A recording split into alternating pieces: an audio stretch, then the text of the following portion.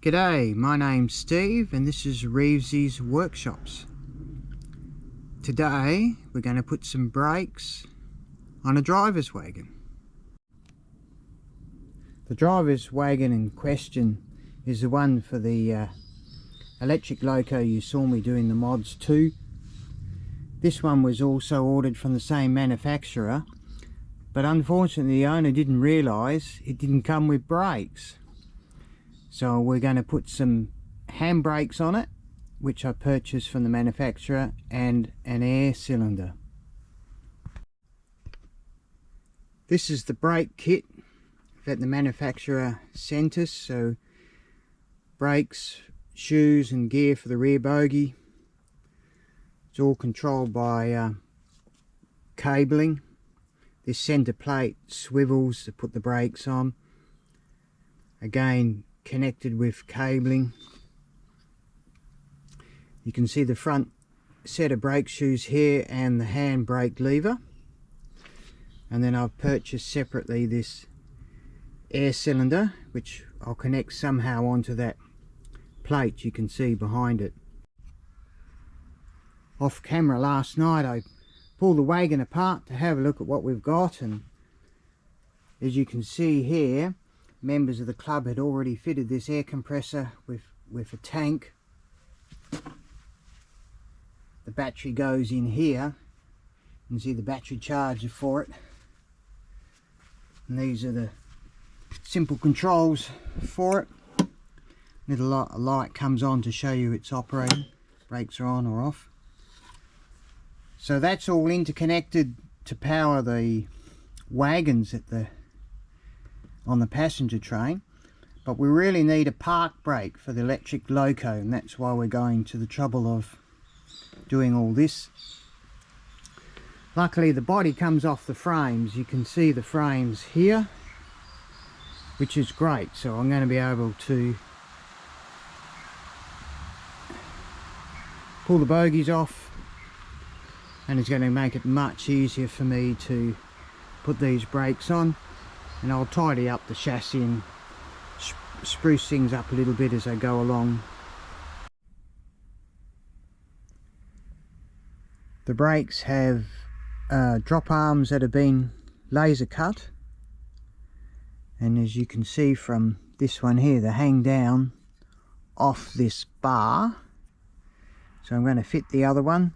Unfortunately this bogey's been sitting for quite a while, so it started to get some surface rust on it.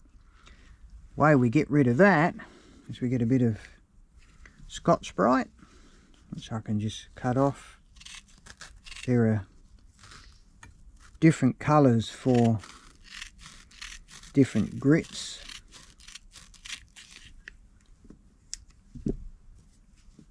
So I'll just take the bar off. I've loosened it previously.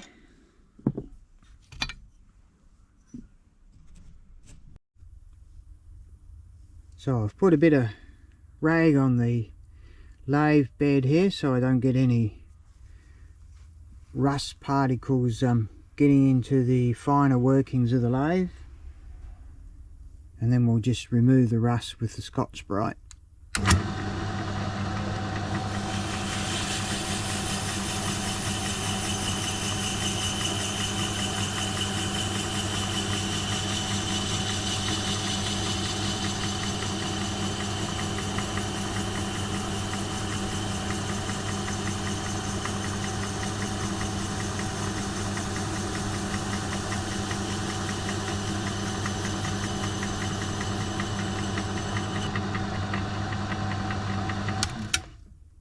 Not looking too bad. Now I'll turn it round in the chuck and do the other side. That's all nice and clean now, which is good. So I'll put this other brake shoe brake mechanism on.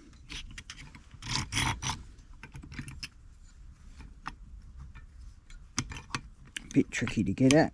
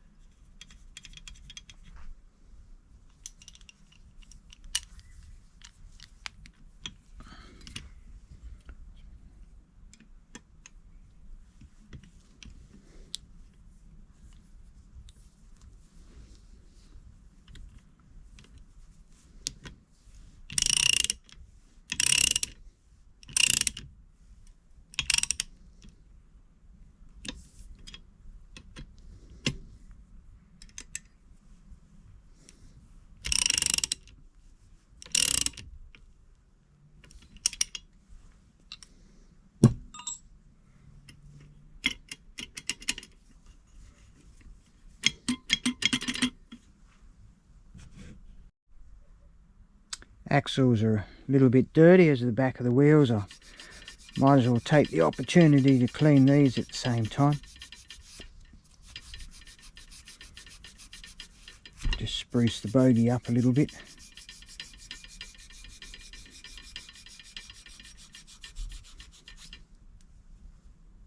You see it comes up quite nicely. As you can see, I've got the bogies back on the chassis. I'm just putting the center plate in. This has the arm on it that operates the brakes. So I'll just bolt this all together. First of all, the two outside ones.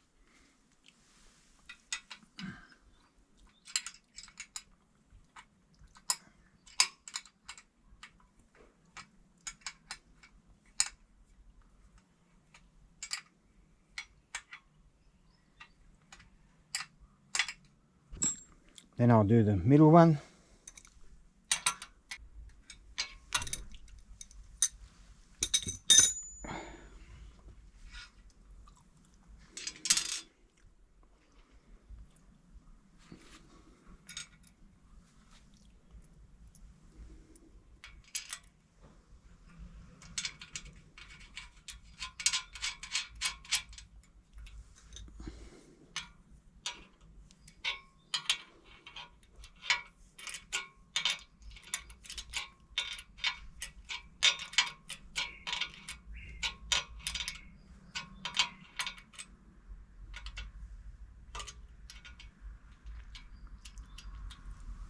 Here we go.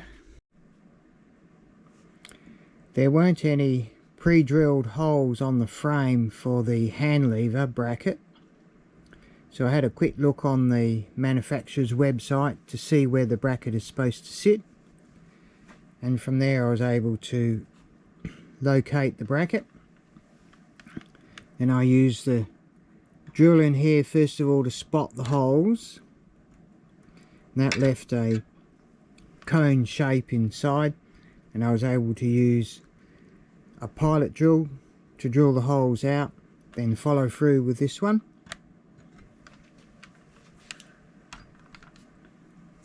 Now I have the two holes all the way through, and we're ready to mount the handbrake lever. Next step is to bolt everything together, as you can see here, and then I'll put the first cable in to the pull rod down here, and so far so good.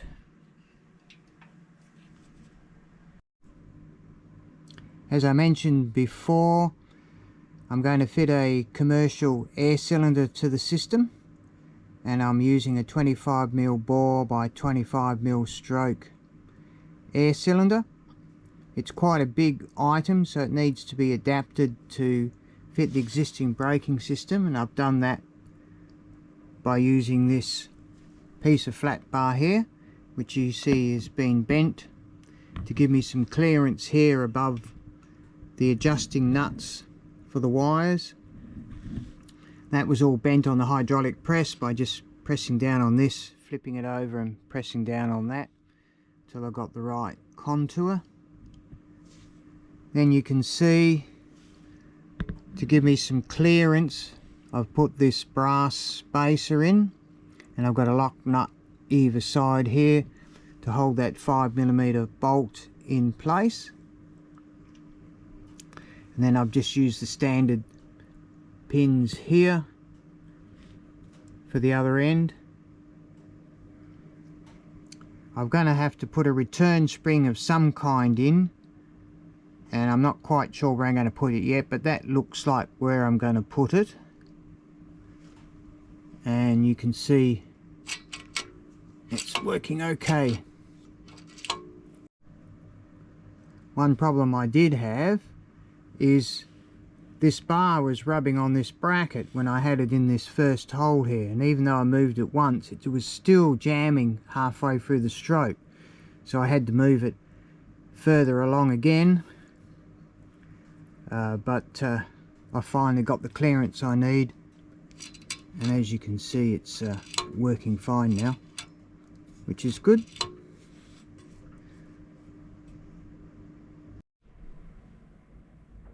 The next thing I need to do is to do the wiring up of the bike cables. So I'll just measure the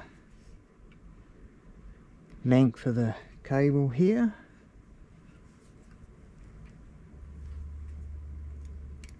Mark it.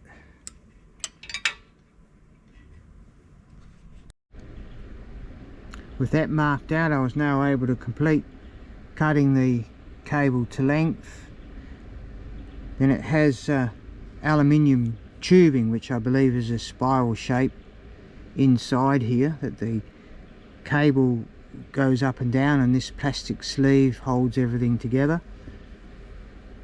That's made of aluminium, so I put that on the linisher and just squared everything off, then used the needle file just to clean the hole up.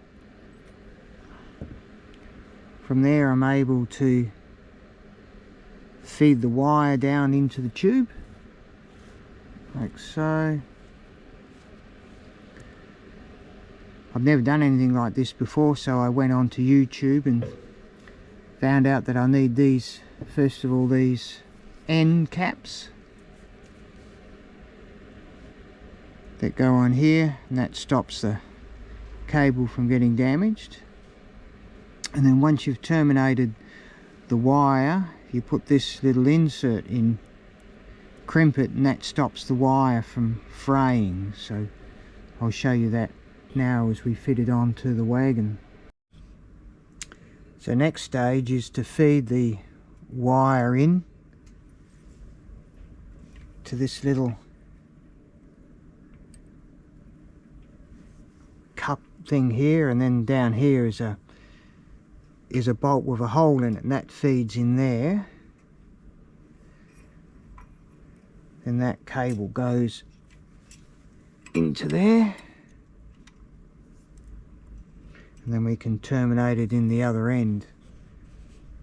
So I've just pulled that little screw out so you can see it's got a hole in it there.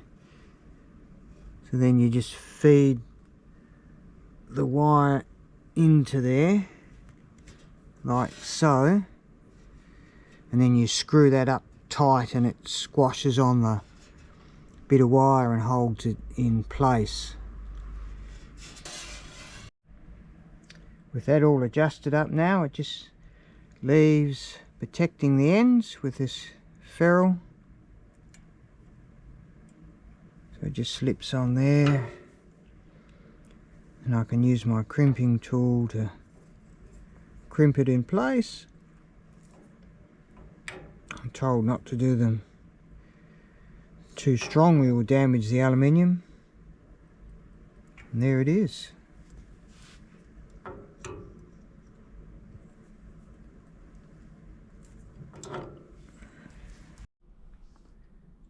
I've flipped the chassis back onto its bogies now, and you can see how the braking mechanism works.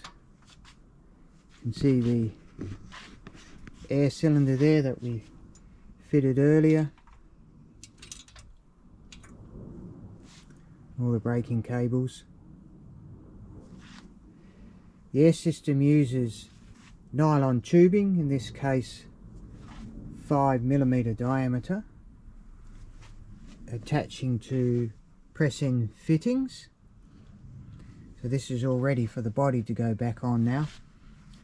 The ALS code requires 2 type of air fittings on the end of the wagons. This one here is used for the air supply, the train's air supply, so that goes from one length of the carriage, the train I should say, to the other. And you'll see it's a different type of fitting to this one. This one here is the actual one that operates the brake cylinders. So the idea is your brake valve will take air from this side of the system, and then it's controlled on and off and feeds into this side of the system, operating the brakes or or releasing the brakes as required. As you can see, the plumbing's done with black plastic tubing. In this particular case it's 5mm diameter. Now you can get proper cutters for these, but I can get away with using this copper pipe cutter, which has a wheel in the middle, cutting wheel in the middle of it, which I'm just lining up on the mark. Put some gentle pressure on it, flip it round, bit more pressure,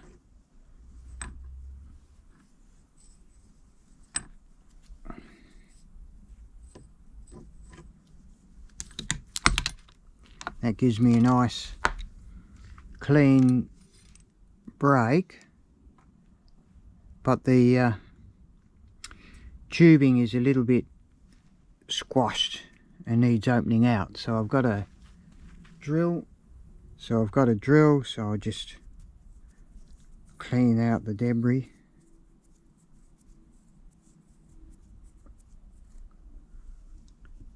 And now that'll press into the fitting. I like to use the push-in fittings. These have little O-rings in them, so when you press the tube in, it seals it off. When I fit fittings together, you can see they come with plumber's tape on them, but I also like to back that up with the Loctite, in this case 569 thread sealant. So I've just got some white cloth because it has no dyes in it. Soak that in some methylated spirits so I can clean the fitting. Clean this one as well.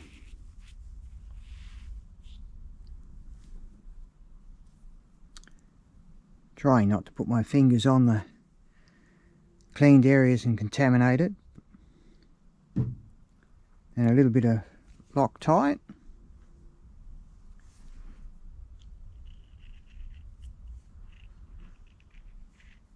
And then screw them together. I'll just go over to the vise and tighten it up a bit more. Here it is in the vise, all tightened up, so all I need to do now is put the tubing in.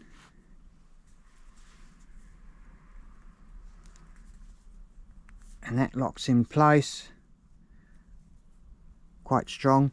You get two types, there's orange and grey, depending on whether you're using metric tubing or imperial tubing. I put the top back on now, so I had to do a little bit of replumbing.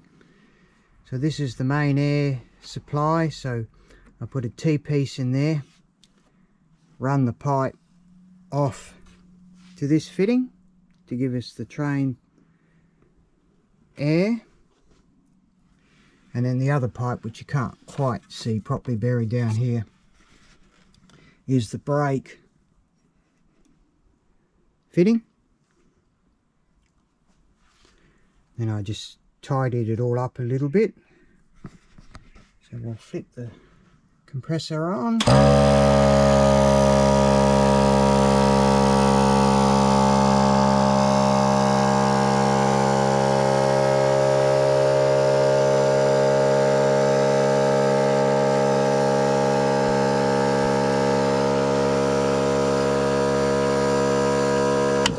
So that's the main switch there for the compressor, as you can hear. And then we've got this extra wiring. This is to recharge the battery. And you can see the wagon rolls nicely. And if I apply the brakes, got an indication the brakes are on, and the wagon doesn't move. Hear the air release, moves again. So we've got working brakes now. Next stage is I'll just do a little bit of tidy up of the wagon. here and there, and there we have it, one complete wagon, all ready to go back to its owner and be used on its locomotive. I'm sure he'll be very pleased with the result. That concludes my tutorial on fitting manual brakes and air brakes onto a driver's wagon. Hope it was of use to you. When I take it back to Bunbury, I'll hook it up to its locomotive and I'll take a short video for you. So have a look at my shorts section for that one. See you next time.